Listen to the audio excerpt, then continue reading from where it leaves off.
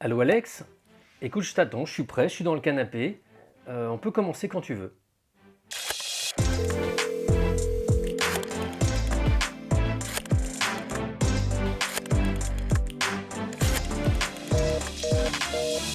Salut Stéphane, Salut. merci beaucoup d'avoir accepté mon invitation dans Allo Alex. Écoute, c'est un grand plaisir. Bah, Un grand plaisir, j'adore le concept. Bon, bah voilà, j'espère que tu vas te sentir comme chez toi. On prend un café, on boit un verre d'eau. On va parler évidemment de ton dernier livre, La mort n'existe pas, aux éditions HarperCollins. C'est ce qu'on appelle un best-seller, hein. Plus de 100 000 et encore. Ça a dû monter, il est sorti en octobre. Oui, là, c'est assez incroyable, C'est effectivement. assez incroyable ce qui L'accueil se est passe fou, quoi. autour de ce livre. Tu es journaliste, tu as écrit déjà beaucoup de livres autour de ce thème, la mort. Et tout le monde en parle. Et c'est un peu, pas le combat de ta vie, mais en tout cas, c'est ce sur quoi tu as décidé de mettre l'accent pour répondre est-ce qu'il y a une vie après la mort. Et le titre de ce livre, La mort n'existe pas, il n'y a pas de point d'interrogation, il n'y a pas de point d'exclamation, il n'y a rien, c'est sobre, mais ça sonne comme une affirmation. C'est vraiment comment dire, c'est pas un truc de pub, c'est vraiment un constat objectif. Comme tu l'as dit, moi je ne me suis pas intéressé à ce sujet-là par hasard. J'ai perdu un frère dans un accident de voiture il y a 20 ans en Afghanistan. Avant, je faisais des reportages de guerre, donc j'étais vraiment à des années-lumière de m'intéresser à ces sujets que je considérais comme du paranormal ou pas intéressant, quoi. Et puis la mort de mon frère m'a incité à m'intéresser à ça. Est-ce qu'il y a une vie après la mort? Est-ce qu'on peut surtout scientifiquement et rationnellement poser cette question? Et la réponse est oui. Et je démontre ça dans mon livre, qui est en fait une synthèse de quasiment plus de 15 ans d'enquête à travers le monde, auprès de scientifiques, auprès de chercheurs, auprès de témoins qui ont vécu des expériences de mort imminente, tu sais, le tunnel, la lumière, etc. Ou des expériences de perception de ce qu'on va appeler des fantômes, j'aime pas tellement ce terme, mais de proches défunts après un deuil. Il y a des milliers de gens qui vivent des histoires comme ça. Et en fait, voilà, je fais un grand tour d'horizon de toutes ces expériences, de ce que la science en dit.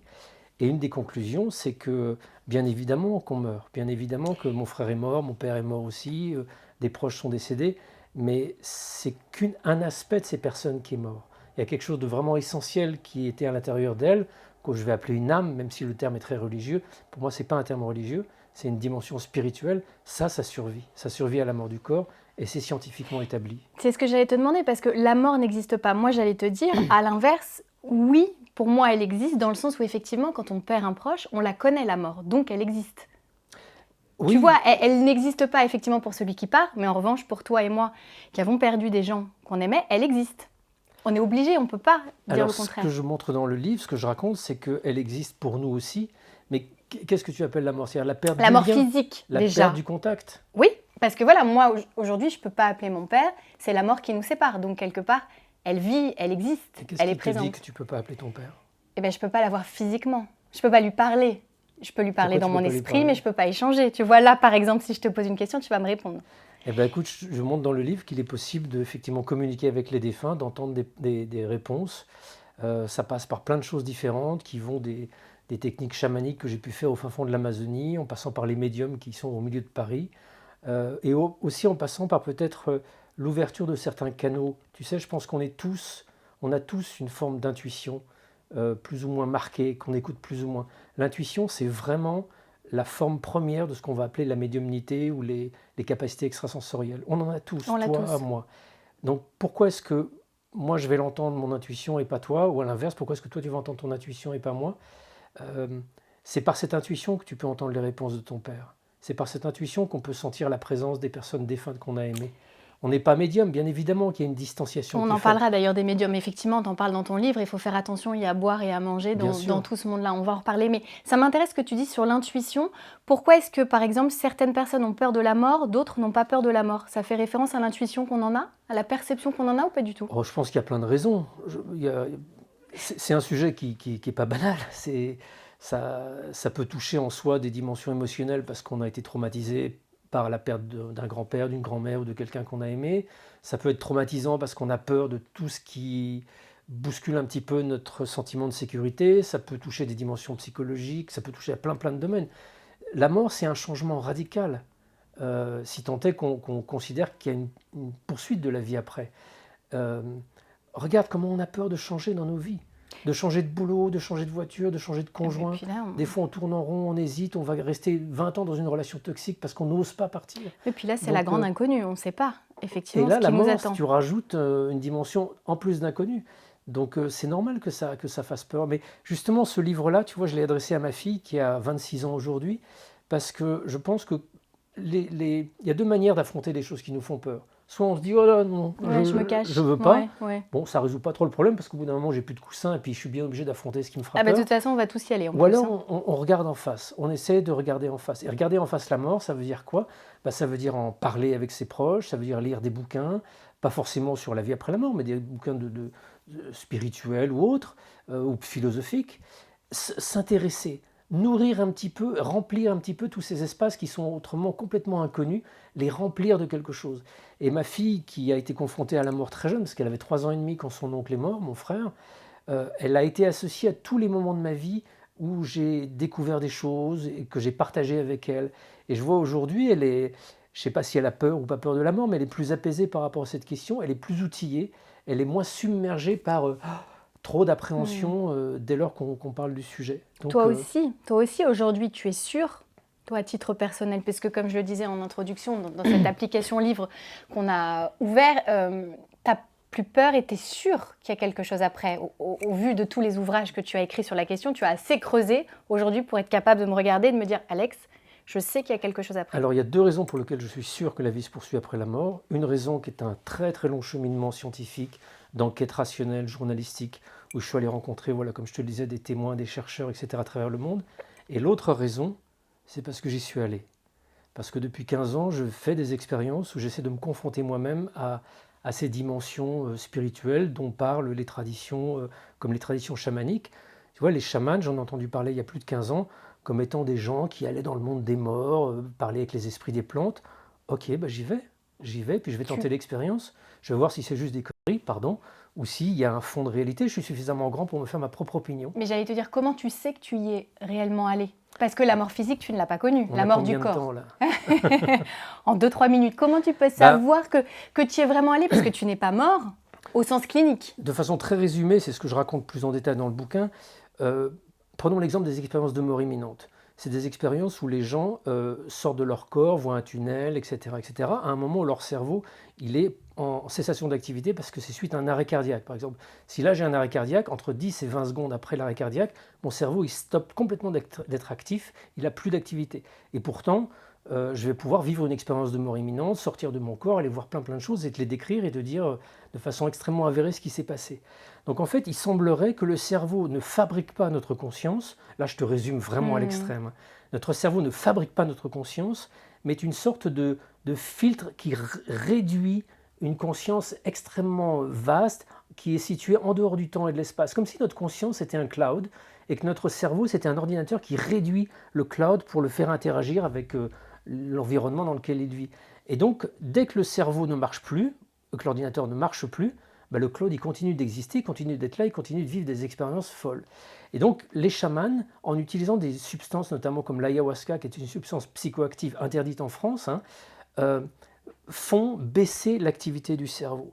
Ça, on ne savait pas comment Hmm. ça marchait, mais il y a des études médicales qui sont faites sur ces substances depuis des années, qui montrent précisément ça, que quand on injecte de la psilocybine qui est contenue dans les champignons hallucinogènes ou de la DMT dans l'ayahuasca ou etc., ces substances psychédéliques à des volontaires pour les étudier, on s'aperçoit que leur cerveau, plutôt que de partir en feu d'artifice pour créer une immense hallucination, bah, c'est exactement l'inverse qui se passe. Le cerveau s'éteint Hmm. et laisse du coup s'exprimer une plus grande dimension de Et la la conscience. Donc conscience j'ai fait ces vogue. Et expériences-là. qu'est-ce que tu as vu alors? Bah, De l'autre côté, du coup. Tu as fait des rencontres, tu as retrouvé des gens que tu connaissais, que revu tu mon aimais. père, j'ai vu mon frère, j'ai revu, j'ai revu. C'est difficile de dire j'ai parce que une des premières choses qui meurt dans cette expérience, c'est mon sentiment d'identité, mon sentiment d'être Stéphane. Euh, le Stéphane, c'est juste une sorte d'enveloppe de véhicule qui me sert à interagir ici, sur cette planète, dans ce monde, dans cette temporalité-là. Mais je ne suis pas que ça.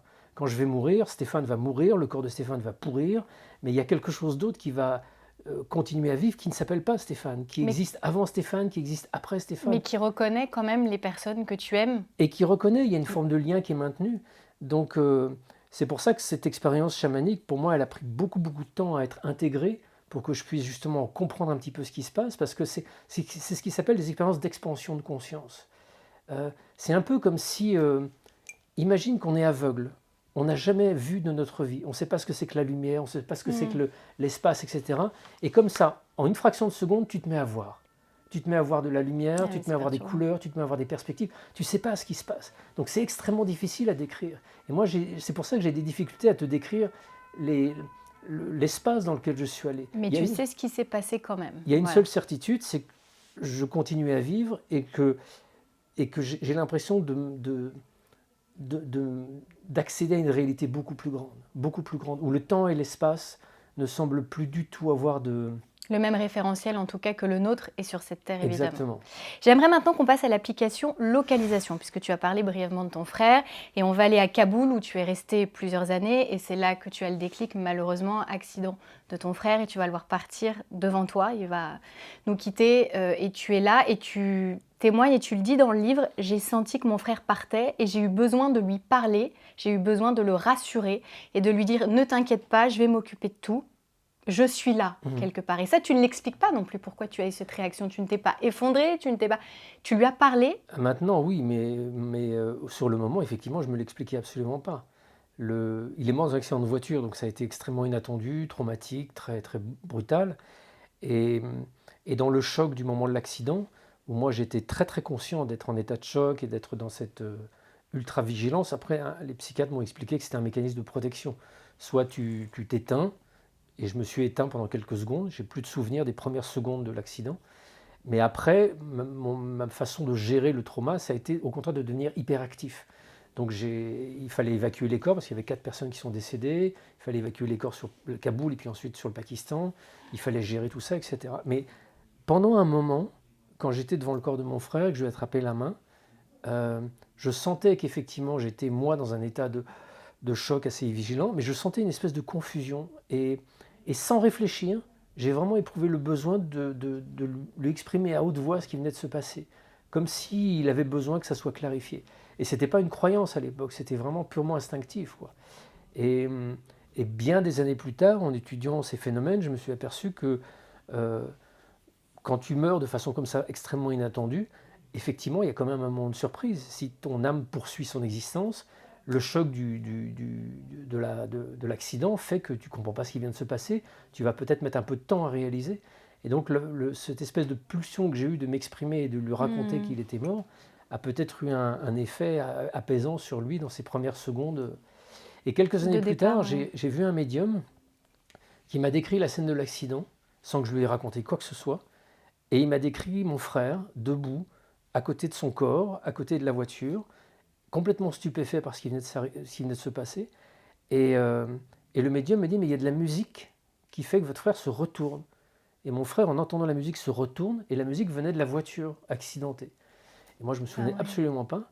Et en parlant à un ami qui était sur le lieu de l'accident après, il m'a dit, mais bien sûr, tu ne te rappelles pas, le radiocassette marchait encore. Ouais, donc là, évidemment, tu te dis, il t'a entendu, il était là, Voilà. et ça confirme ta certitude et ton ressenti. Est-ce que tu as aujourd'hui toujours des manifestations de ton frère? Tu sens qu'il est près de toi, il se manifeste, ou ça n'a été que via les médiums et via un canal Pendant longtemps, ça n'a été que via les médiums, parce que je n'avais pas suffisamment confiance dans mes ressentis. Mais aujourd'hui, je pratique la méditation notamment, qui me permet de pacifier ce cerveau qui autrement fonctionne en permanence. Et il m'arrive à certains moments, je ne dis pas que c'est très régulier, mais il m'arrive à certains moments de sentir la présence de mon frère et d'avoir la conviction que ce n'est pas juste dans ma tête, que c'est lui qui est là, que c'est lui qui est là. Mais c'est difficile d'objectiver ça, je ne peux pas t'en apporter la preuve, c'est uniquement mon ressenti. Et moi, il m'a fallu des années avant d'avoir confiance dans le fait que ce ressenti-là n'était pas juste mon imagination pour me faire plaisir. Maintenant, je n'ai pas besoin de me faire plaisir ou de me consoler. Mais c'est pour ça que tu es journaliste, hein, et c'est pour ça qu'on sent qu'il y a un côté presque scientifique dans cette démarche de prouver qu'il y a quelque chose. Est-ce que c'est ça qui te rassure quelque part, de te dire, voilà, je prouve, il y a un travail d'investigation, c'est pas qu'un ressenti. C'est aussi des faits. Moi, j'ai ressenti ça à travers ton livre en le lisant. Exactement. Mais pour moi, c'est primordial. C'est primordial parce que, tu sais, quand j'ai commencé cette enquête, c'était pas pour me faire du bien. Quand j'ai commencé cette enquête, c'était pour essayer de savoir si vraiment il y a une vie après la mort.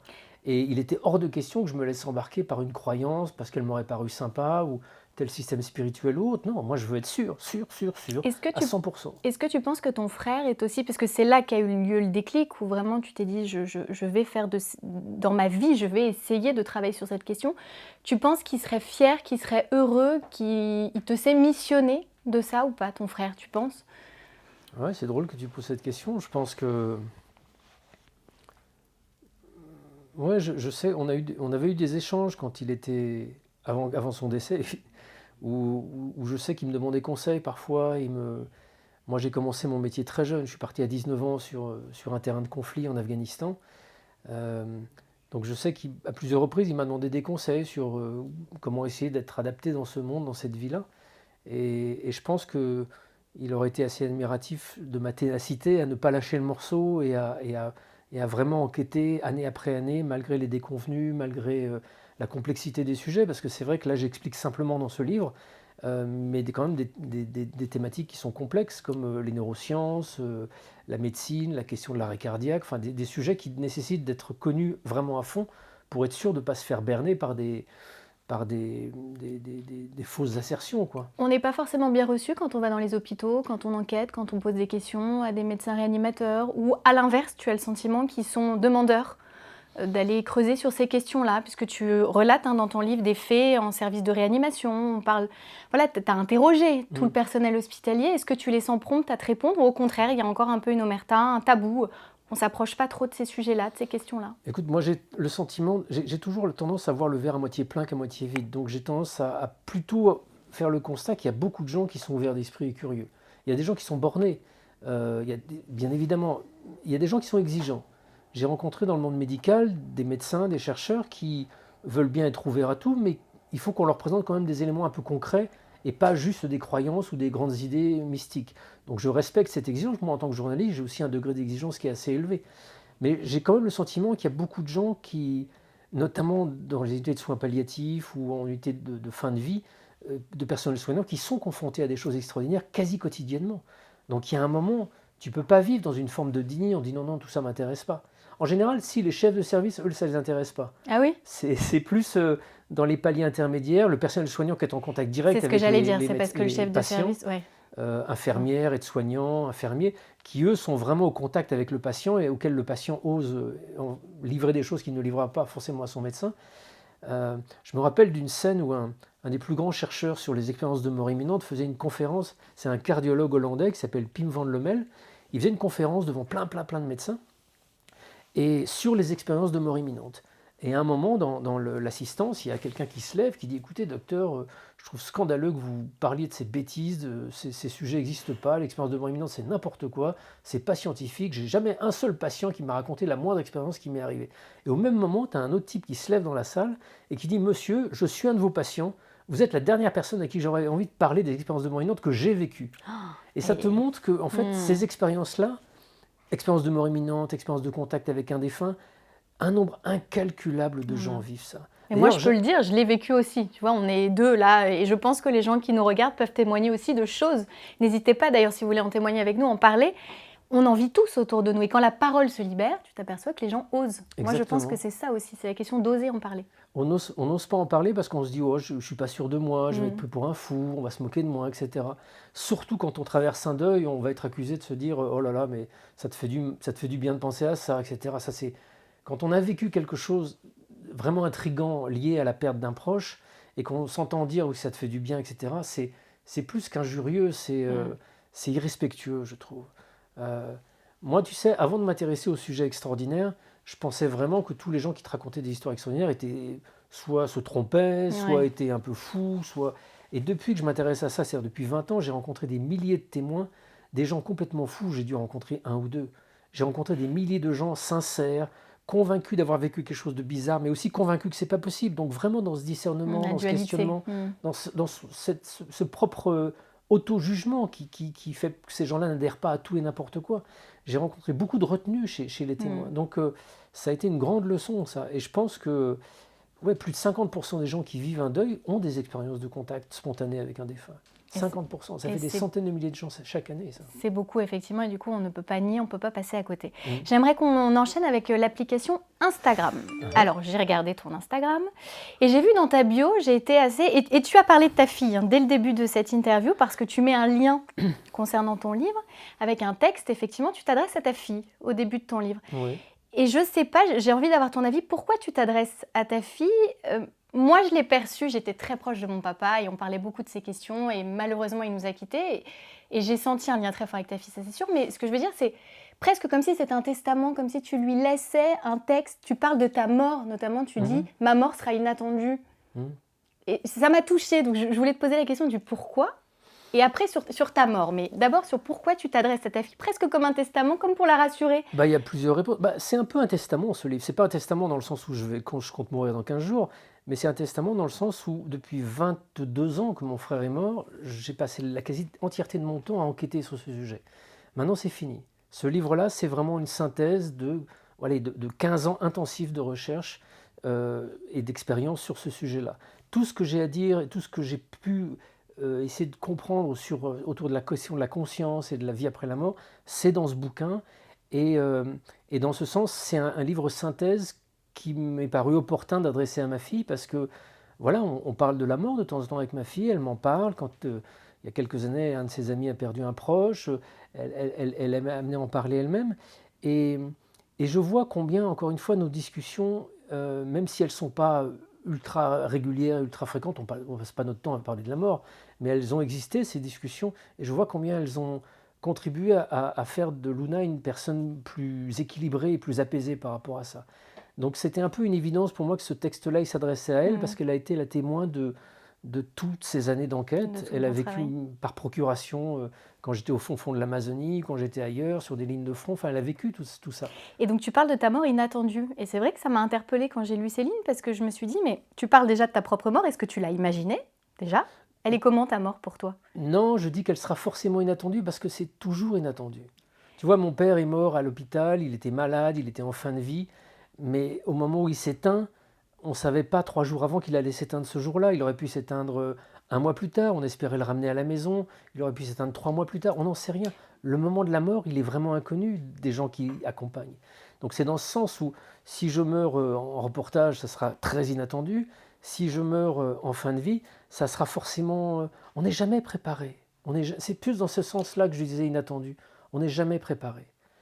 La mort, on a beau réfléchir avant, on peut se familiariser, on peut apaiser l'angoisse, mais le moment où ça vient, il y a quelque chose qui se révèle qui est complètement inattendu. Et qu'on espère évidemment sans souffrance et dans son sommeil. Ça, c'est la mort qu'on se est souhaite. Absolument sans danger, et je ne la souhaite pas nécessairement dans le sommeil.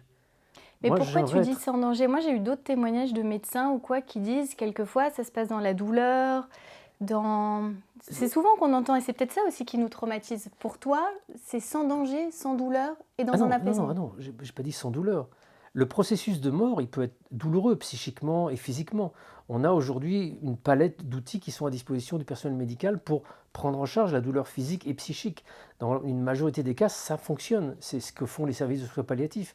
Malheureusement, il existe effectivement des douleurs réfractaires qui nécessitent, c'est pour ça qu'on a les outils de la sédation terminale en France, qui permettent justement de prendre en compte. Donc on a quand même une capacité en France, même si les moyens sont considérablement pas à la hauteur de ce qui devrait être, on a quand même des outils pour prendre en charge la douleur. Donc si on a peur de mourir parce que ça va faire mal, on peut être assuré qu'on a quand même l'appareillage en France qui va permettre de prendre ça en charge. Tu es pour toi l'accompagnement en fin de vie ? C'est souvent des questions dont on parle dans notre société. Ah mais c'est impératif pour moi.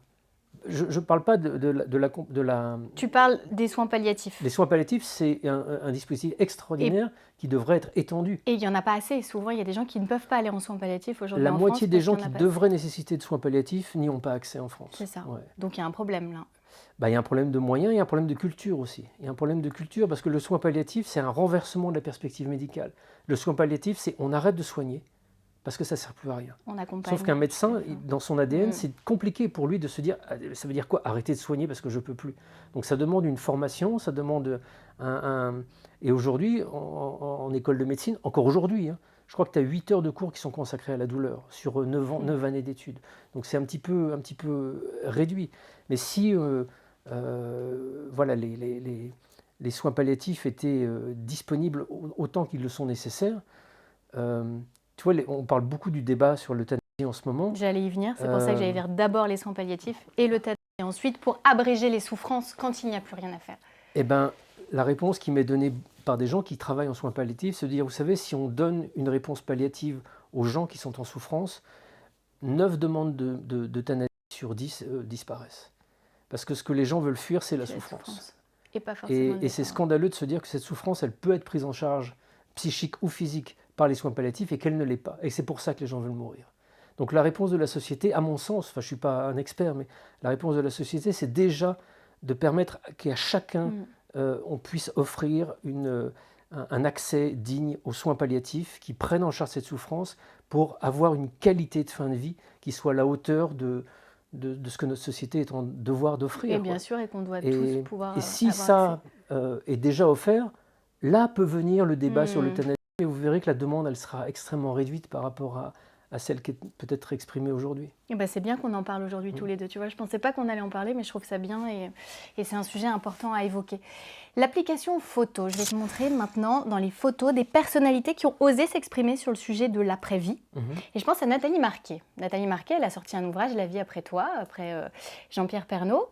Qu'est-ce que tu penses de Nathalie Marquet qui ose publiquement exprimer les conversations, les ressentis, cette conviction, elle le sait, elle le dit, elle s'en cache pas, que Jean-Pierre est toujours là, il est à côté d'elle, il l'accompagne dans sa vie. Qu'est-ce que tu en penses ? C'est précieux. C'est précieux parce que je pense que Nathalie Marquet, elle incarne ce que vivent des dizaines de milliers de femmes qui ont perdu leur conjoint.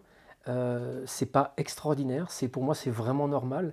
Ce qui est extraordinaire, c'est qu'on n'en parle pas et qu'il faille que des gens qui sont exposés comme elle puissent en parler pour que ça puisse être entendu. Moi, je reçois quotidiennement des lettres de gens qui vivent exactement les mêmes choses. Mais pourquoi elle avait peur d'en parler ? C'est-à-dire que dans un podcast, j'ai écouté son interview, elle dit « Tant pis, au risque de passer pour folle ». Oui, ou d'être ridiculisée. Et c'est vrai que dans notre monde, on a peut-être une espèce de consensus matérialiste qui fait que si tu commences à raconter ce genre de choses, c'est que soit tu es faible, soit tu es crédule, soit tu es dans la souffrance, soit tu es un peu fou. Je pense pas, mais ce qu'on peut l'accuser, c'est d'être un peu crédule, quoi. Et encore une fois, moi, je constate juste que ce qu'a vécu et ce qu'elle a exprimé dans son livre, c'est ce que vivent des millions de gens, des millions de gens. Et ils ne sont pas fous. Et ce qui est encore plus stupide, c'est de considérer que ces expériences n'ont rien à nous apporter parce qu'elles peuvent être profondément apaisantes dans un parcours de deuil. Si tout d'un coup tu sens que ce lien, qui est un lien à reconstruire après le départ de quelqu'un, il peut être maintenu d'une façon un peu mystérieuse, étrange, en captant ces messages, cette sensation de présence, peut-être ces échanges à travers des rêves ou autres, mais ça peut être tellement, tellement aidant dans ce cheminement après la mort d'un proche. Oui, dans le deuil. Tu parlais du deuil. Et c'est ce que disent les psys, les premiers. Les psys te disent, mais moi, je ne suis pas là pour vous dire si cette expérience est réelle ou pas. C'est complètement idiot, ça. Je suis là pour vous aider à vivre avec cette expérience-là. Et en général, tu juges d'une hallucination sur la façon dont cette expérience va te déconstruire ou te déstabiliser psychiquement. Une expérience hallucinatoire qui te rend plus fort, plus apaisé, plus stable, c'est l'inverse d'une hallucination. On l'apprend, bien sûr. C'est l'inverse d'une hallucination. Et si ça aide en plus à faire le deuil, c'est la prochaine photo que je vais te montrer, c'est Patrick Chenet, qui en interview a expliqué, il a perdu un fils dans un terrible accident, et il l'appelle encore, et il lui laisse des messages sur son répondeur. Ça montre la difficulté à faire le deuil. Est-ce que tu penses qu'on peut ne jamais faire le deuil ? Alors déjà, faire le deuil, c'est un terme qui est assez péjoratif et mal vécu par les gens qui sont dans ce processus de deuil, parce qu'un deuil, ça ne se fait pas. Un deuil, ça ne se fait pas. Tu es en deuil, tu as perdu quelqu'un, tu vas au bout d'un certain temps peut-être réussir à retrouver une forme d'apaisement, à retrouver un peu d'équilibre, à retrouver une capacité à être joyeux, à penser à toi. Mais la personne, elle sera toujours absente, elle ne sera jamais repartie. Et la difficulté, c'est de parvenir à s'autoriser à être joyeux un peu à nouveau. Parce que souvent, et une des premières étapes dans ce processus, c'est de se dire mais si je retrouve la joie, ça va être une forme de trahison. Pourquoi est-ce que j'ai le droit d'être joyeux, moi ? Et moi, je me le suis dit la première fois, j'ai un peu l'émotion qui monte en disant ça. J'ai réalisé ça des années après la mort de mon frère. Je me suis interdit d'être joyeux. J'avais 32 ans quand il est mort, lui 30. Pour moi, il était hors de question que je reprenne ma vie en continuant à faire la fête, à m'amuser, à être un peu léger. Et je me suis imposé une forme de, de tristesse intérieure et d'inaccessibilité à ma joie intérieure, dans une forme de respect idiot en fait, idiot. Parce que qu'est-ce qu'il veut Mais mon qu'on frère? comprend, oui, il veut que tu sois heureux Bah, et il veut que que je tu sois vives ta heureux. vie. Et je pense que nos enfants, nos proches, nos conjoints, de l'autre côté, ils ont envie qu'on réussisse à enfin retrouver une forme d'équilibre et qu'on retrouve la joie. Si on a perdu un conjoint, notre conjoint défunt, il n'a qu'une envie, c'est qu'on retrouve l'amour. Et ça sera Et le qu'on meilleur vive, respect bien sûr. qu'on lui devra. Est-ce que tu penses qu'ils sont autour de nous? Tu as dit tout à l'heure que tu n'aimes pas le mot fantôme. J'ai remarqué parce que je voulais te poser la question, parce que Ouais. je pense que les gens qui nous regardent aussi se disent, est-ce que les fantômes, ça existe? Alors oui, Bah, je pense que t'aimes. ces mondes sont complètement interreliés les uns avec les autres. Le monde des morts, notre monde à nous. Nous, on est devenus en capacité de percevoir qu'une frange extrêmement réduite de la réalité. Mais comme nos yeux, tu sais, nos yeux ne peuvent voir qu'un champ extrêmement réduit du spectre lumineux. Infrarouge, on ne voit pas. Ultraviolet, on ne voit pas. Le son, c'est pareil. Ultrason, infrason, on n'entend rien. Donc on ne perçoit avec nos outils cognitifs qu'une bande très étroite de la réalité. Et notre cerveau, il fait exactement la même chose. Donc peut-être que là, je ne vois pas quelqu'un qui est assis à côté de toi, Et il est là, en fait. ou à côté de moi, pardon. Oui, du coup, tu l'as Je senti plaisante. là. Mais effectivement, effectivement. Peut-être. Et ça, c'est ce qui se passe, tu vois, quand on vit des expériences de mort imminente, quand on a des états altérés de conscience comme ça qui permettent d'ouvrir des canaux de perception à d'autres dimensions, on n'a pas l'impression d'être projeté très très loin dans un univers au paradis ou je ne sais où. Tout d'un coup, c'est comme si des fréquences se mettaient à vibrer différemment et qu'on voyait apparaître autour de nous une réalité qui n'a jamais cessé d'être là, mais qui est juste imperceptible. Moi, au fin fond de l'Amazonie, je voyais la hutte dans laquelle j'étais, et puis tout d'un coup, apparaissaient des êtres, des formes, mon frère, qui n'avaient jamais été autre part, qui étaient juste là. Mais exactement comme, tu sais, quand tu tournes la bande de fréquence d'une Une radio, fréquence qui différente. passe Ouais. d'une chaîne à une autre, les chaînes, elles sont là, elles sont toutes vibrant dans l'univers, sauf que tu vas mettre ton curseur de fréquence à un Moi, moment j'aimerais différent. bien savoir à quel moment ils sont avec nous, ce qu'ils perçoivent de notre vie aussi, est-ce qu'ils respectent notre intimité, est-ce qu'ils sont tout le temps Bien là sûr, ou pas là, bien tu vois, sûr. ce genre de Je choses, pense ce genre que de ce qui questions. est le canal, c'est notre cœur en fait. Ça fait un peu cucu de dire ça fait un peu New Age, mais je l'ai vraiment expérimenté. Je pense que le lien d'amour qu'on a avec ton Oui, ça, il est papa, avec éternel. mon père, mes frères, c'est vraiment un canal vivant, comme un cordon ombilical vivant entre les gens qu'on a aimés et qu'on croit disparus. Il est vivant ce Et canal, qui se il brise existe. jamais. Et tu peux lui parler, il t'entend. Toi, tu vas pas forcément entendre ce qu'il va te répondre, mais tu peux ressentir ce qu'il va te répondre dans certains moments. Tu vois, moi, encore une fois, j'ai mis vraiment très très longtemps à accorder foi au ressenti que j'avais parce que je me disais que ces ressentis, c'était dans ma tête, etc. Mais je me souviens d'une fois, plus de 10 ans après la mort de mon frère, j'étais chez moi, en train de réfléchir, je ne sais plus quel truc, et puis d'un coup, j'ai repensé au moment où j'ai téléphoné à mes parents, parce que mon frère est mort à l'aube en Afghanistan, et il a fallu que j'appelle mes parents avec le décalage horaire, ça a fait quelques heures plus tard. Ça, c'est vraiment la chose peut-être la plus dure que j'ai vécue dans ma vie, de ne devoir annoncer à ma mère et à mon père que leur fils était mort. Comment tu leur as dit? Bah, il n'y a pas 36 manières. Hein. Déjà, je me suis assuré avant que quelques amis, eux, pouvaient être présents quand je leur annoncerais. Et je leur ai juste dit que Thomas venait de mourir, et voilà. Et, euh, et donc, je repense à cet épisode-là, 10 ans après la mort de Thomas. Et tout d'un coup, je suis saisi d'une émotion et d'une tristesse, mais très, très profonde. Et comme ça, out of the blue, sans que j'ai pu, à une seconde, imaginer ça, j'ai senti que mon frère était présent, mais comme une espèce d'immense masse d'énergie au-dessus de moi. Et je l'ai senti descendre et me prendre, pas dans ses bras parce qu'il n'y avait plus de bras, mais m'envelopper de son amour. Une énergie. J'ai été stupéfait parce que je ne m'y attendais pas. Et je me dis, tu vois, si je m'y attendais, je me dis, bon, peut-être que mon imagination m'aurait créé ce truc-là. Là, c'est vraiment venu comme quelque chose qui est sorti de nulle part. Et voilà, et il était mort depuis 10 ans. Je ne pensais pas à lui quotidiennement. J'étais pas forcément dans une phase active du deuil. J'étais plutôt très apaisé par rapport à ça. Mais voilà, dans ce moment de tristesse, il est là. Il est là en une fraction de seconde. Et je pense vraiment que, tu sais, on se pose souvent la question, est-ce qu'il ne faut pas que j'embête mon défunt en allant voir des médiums? Est-ce qu'il ne faut pas que je le dérange dans son chemin, etc. J'aimerais bien qu'on en parle, ça, etc. d'ailleurs.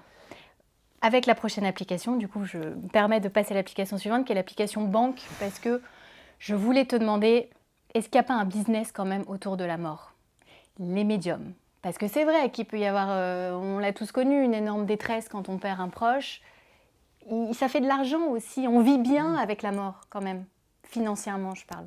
Est-ce qu'il n'y a pas un business aussi avec la médecine, avec la Pour, bière, avec pour se la soigner, mais boulangerie? tu as un résultat. Mais quand tu vas voir un médium que tu payes, tu sais pas si c'est réel ou si on t'a arnaqué. Tu peux pas savoir. C'est pas, Ah bah si, si, tu peux savoir quand tu vas voir un médium. tout le monde peut te dire, ah bah oui Stéphane, votre frère est en paix, il est heureux, il veut que vous soyez bien dans votre vie, que vous Oui, puissiez continuer. Moi j'ai entendu ça. mais je pense que la première chose à faire quand tu vas voir un médium, c'est de ne pas oublier ton discernement à la porte et d'être exigeant et d'être rigoureux dans une séance. Quand tu vas voir un médium, alors déjà, je fais un petit aparté, j'ai pas rencontré un médium qui travaille 6 mois de l'année et qui ait sa résidence à l'île Maurice le reste de l'année, hein. Mhm. Tous les médiums que je connais, que j'ai testés, dont j'ai pu m'assurer de l'honnêteté et des capacités perceptives, ils n'ont pas une vie facile. Ils n'ont pas une vie facile. Euh, Ils passent leur journée à rencontrer des gens en deuil, pas beaucoup, parce que tu ne peux pas faire ça non plus 12 fois dans la journée. Euh, c'est c'est pesant, c'est lourd, c'est une énorme responsabilité, parce qu'il faut effectivement être dans cette capacité perceptive. Et encore une fois, ils ne font pas fortune. Ils font vraiment pas Mhm. fortune. Donc il faut s'enlever l'idée que certains médiums peuvent abuser de la crédulité et puis s'enrichir dessus. Il y a des charlatans, je ne suis Oui, pas, comme partout, je il suis faut faire pas en train attention. de dire le Bien sûr. contraire.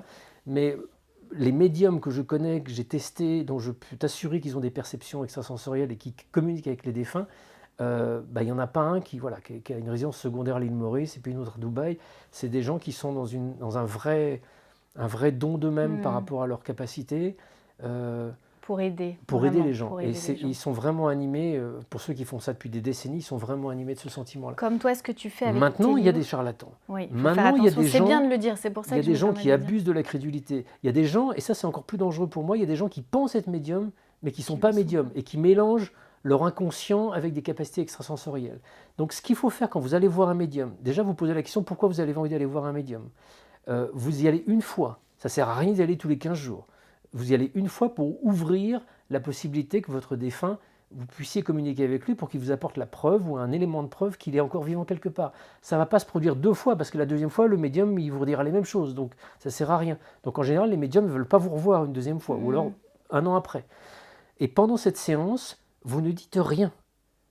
Éventuellement, le médium a besoin peut-être d'une photo. Vous apportez la photo de votre défunt et vous ne dites rien.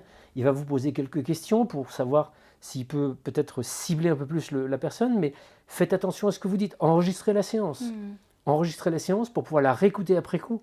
Si tout d'un coup le médium vous dit votre défunt il s'appelle Pierre et j'ai l'impression qu'il a eu des problèmes pour respirer à la fin de sa vie, vous pourrez enregistrer, en écoutant l'enregistrement, pardon, vous apercevoir que c'est vous qui avez donné l'info qu'il est mort d'une Mhm. pneumonie ou qu'au contraire vous n'avez pas donné l'info du tout. Et c'est vraiment en étant vigilant, Vigilant, bien sûr. Moi, Rester sur ses je gardes. rencontre souvent des gens qui me disent oh la séance à la divinité, j'étais pas convaincu. Je suis arrivé, j'ai donné la photo de ma fille, j'ai dit que c'était ma fille, qu'elle était morte dans un accident de Oui, voiture. bah on a donné toutes les infos, Vous avez alors donné toutes les forcément, infos, donc faut pas. il faut faire attention. Je voulais juste revenir sur ton livre. Tout à l'heure, tu m'as dit que ça sera le dernier. C'est vraiment le dernier, tu n'écriras plus de livres sur cette thématique aujourd'hui Sur la vie après la mort, c'est vraiment la synthèse de ce qu'on peut dire parce que aujourd'hui. comme Donc, tu es un best-seller, et aujourd'hui c'est dur de vendre des livres en France. oui. Je pense qu'on t'en commande, on t'en a commandé beaucoup, il faut avoir l'envie de continuer à écrire sur cette thématique. Est-ce qu'aujourd'hui, toi, tu as fait le tour et que si des maisons d'édition viennent te dire Stéphane, il faut encore écrire parce que ça se vend bien, je rappelle qu'on est toujours dans cette idée de business autour de la mort. J'ai Tu diras non. 55 ans, j'ai jamais fonctionné comme ça. Donc ça sera non. Tu sais, après le 11 septembre, j'étais le spécialiste de l'Asie centrale, de l'Afghanistan, des talibans. J'avais passé des années chez les talibans. Et puis, ça ne m'a pas empêché de changer radicalement de vie et de commencer à m'intéresser aux questions de la conscience parce que mon frère était mort et que j'avais pas envie de de faire une carrière dans la géopolitique alors que j'avais travaillé pendant 10 ans dessus. Non, ce qui m'anime, c'est vraiment de partager ce qui peut être rationnellement partagé sur ces sujets-là. Donc j'ai fait un livre sur la médiumnité qui s'appelle Le Test, un livre sur les contacts spontanés avec des défunts qui s'appelle Après, euh, un- un- plusieurs ouvrages, un sur ce qu'on peut qualifier de réincarnation qui s'appelle Lorsque j'étais quelqu'un d'autre. Voilà, ce livre-là, c'est vraiment une synthèse pour rassembler tous les éléments qui vont dans le sens de la survie de la conscience. Euh, voilà, la question spirituelle continue à m'intéresser. Je ne sais pas ce qui va m'amener, mais non, je ne suis pas le genre de type à construire ma carrière en refaisant des petits bébés pour exploiter un filon. Ce n'est pas du tout mon envie. Qu'est-ce que tu dis aux gens qui disent que finalement la mort est un mystère et qu'il ne faut pas trop chercher à creuser, il ne faut pas trop chercher à s'intéresser à ce qu'il y a après. Tu leur dis, qu'est-ce que tu aurais à leur dire? Parce que c'est souvent en préparant l'interview, j'ai regardé beaucoup de choses sur les forums. Alors il y a 2 courants de pensée, il y a ceux qui veulent savoir, il y a ceux qui ne veulent pas. C'est souvent plus quand on se tourne du côté des religions, on dit il y a quelque chose de sacré. La mort, elle vient nous chercher quand elle doit venir nous chercher, et ce qu'il y a après, finalement, ça ne nous appartient pas. Qu'est-ce que tu réponds à ça? Quand c'est une demande d'une personne lambda, d'un public, j'aurais plutôt que de lui demander, plutôt envie de lui dire des choses, j'aurais envie de lui demander, mais pourquoi? Pourquoi vous ne voulez pas en parler? Qu'est-ce qui vous fait peur? Qu'est-ce que vous appréhendez?